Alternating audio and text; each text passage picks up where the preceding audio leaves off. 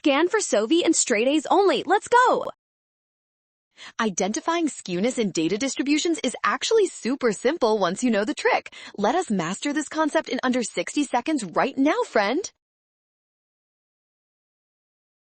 First, look at the tails of each distribution. A distribution is right-skewed if its tail extends toward the higher values on the right side of the x-axis. You got this.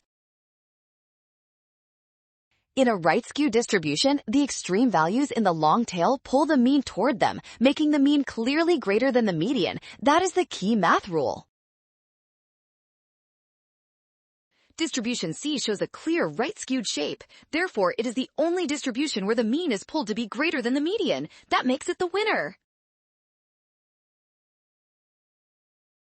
Nailed it! Scan the code. You can learn better with SOV. Don't confuse skew with symmetry. Remember that the tail always pulls the mean rightward.